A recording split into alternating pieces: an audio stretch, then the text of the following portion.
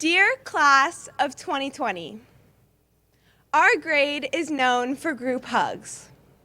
From our goodbye hugs at farm school to our hello hugs for Miss Battle in Alabama, we are definitely huggers.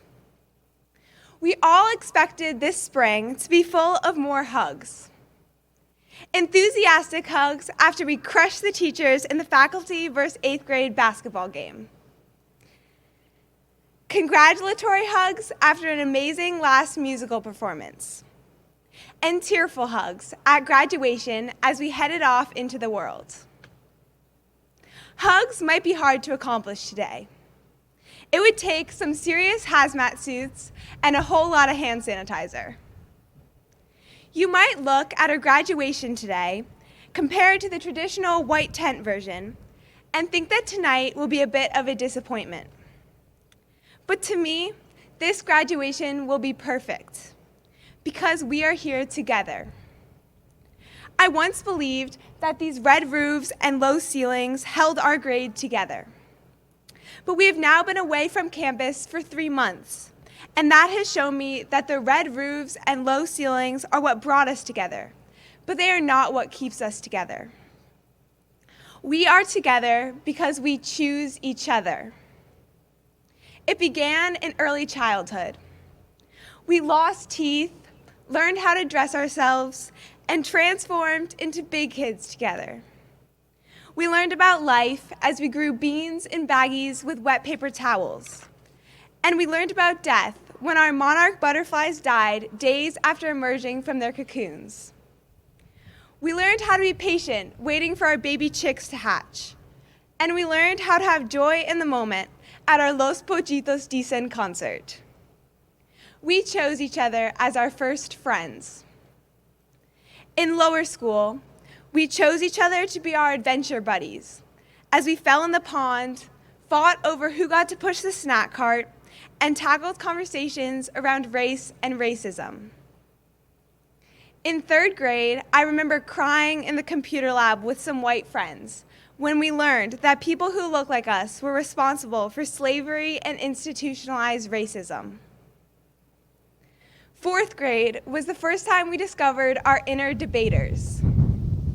We battled about whether or not we should really stay quiet during indoor safety drills. We disputed whether we would ever use cursive in our lives. We chose each other as our first advocates and allies. Throughout middle school, we chose each other to be our shoulders to cry on when the Parkland school shooting occurred. The hands to grasp as many of us stepped on a plane without our parents for the first time. The friends to hold as we bent over laughing in our hotel rooms in Alabama.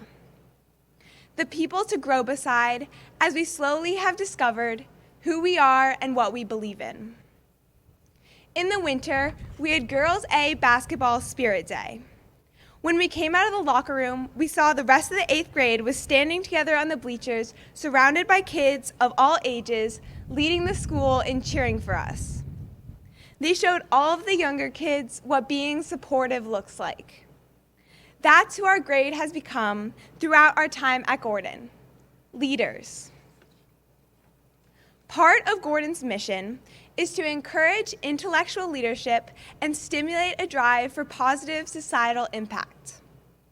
That goal lives within the colorful walls of Miss Sluss's classroom, the happy screams that come from Mr. Ray's room in the basement, the smell of brownies that always lingers in Miss Baker's office, the promise of Cheerios and a friendly face in Nurse Sandy's office, the caring and supportive spirit of Miss Horton, the questions that are so deeply discussed in Mr. Anderson's room, the courage and determination that has been instilled in us by Miss Massey, Miss Allard's immense pop culture knowledge, the passion Mr. Bernstein has for community building, the creativity Dr. Thomas Lopez has shown in reimagining and deepening all we love about our school. And Gordon's mission lives in the class of 2020. We have become leaders and activists throughout our time at Gordon, and for that, we have all of our many dedicated teachers to thank. To the faculty and staff of Gordon School, thank you for modeling how to lead with compassion and to stand by each other no matter the circumstances or challenges. We have learned to build each other up, and we have given each other courage from our first author breakfast in first grade to our novel reveal in seventh. We have encouraged each other since kindergarten when we would cheer for each other as we climbed the last hill on Bike to School Day. We've included everyone every day, just like we did at our first middle school dance. We have laughed until we couldn't breathe while playing in the 8th grade versus faculty soccer game. We've learned big things, like the importance of the MeToo movement, and small things, like how much food you can get at a rest stop on a budget of $10. We have stood together at the Women's March. We have marched together through the streets of Providence at the climate strike. We have walked together across the Edmund Pettus Bridge in Selma. And we will keep standing with each other in our fight for social justice. Now, more than ever, we will stand together and fight to ensure that every life and every voice is valued. The first week in September, we ran in and showed everyone that we are a team.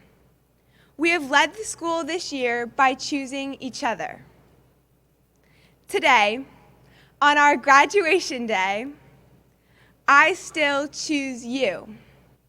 I choose for you to be the emergency contacts in my phone. The faces that come to mind whenever I hear Soy Yo play or I see a particularly distinctive ripped leopard print shirt. And I will keep choosing you. That is the promise I'm making to you all. This year did not end the way we thought it would. But the fact that we all have each other, every day and night, whether in New England, Ohio, or France, whether on the happiest days of our lives or the hardest, shows me that we will keep choosing each other. So, I can't hug you tonight, but tonight I wouldn't be anywhere else but here. Love, Maude.